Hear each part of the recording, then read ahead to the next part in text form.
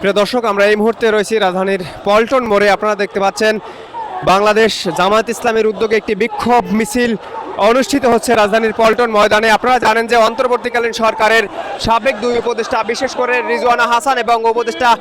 খলিলুর রহমানকে গ্রেফতারের দাবিতে বাংলাদেশ জামায়াত ইসলামের পক্ষ থেকে একটি বিক্ষোভ মিছিল বের করা হয়েছে জুমার নামাজের পরে বাইতুল মুকাররমের উত্তর গেট থেকে, এবং সেই মিছিলটি এই মুহূর্তে রাজধানীর পল্টন মোড়ে রয়েছে। আমরা দেখতে পাচ্ছি এই মিছিলে অংশগ্রহণ করেছেন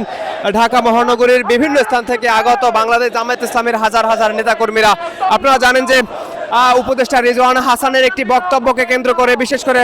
তিনি বলেছেন যে আমরা একটি দলকে মেইন স্ট্রিম হতে দেয়নি, এমনটি এই বক্তব্যকে কেন্দ্র করেই বাংলাদেশ জামায়াত ইসলামী অভিযোগ করেছে যে সাবেক উপদেষ্টা রিজওয়ানা হাসান এবং উপদেষ্টা খলিলুর রহমান তারা ইলেকশন ইঞ্জিনিয়ারিং এর মাধ্যমে বাংলাদেশ জামায়াত ইসলামের কে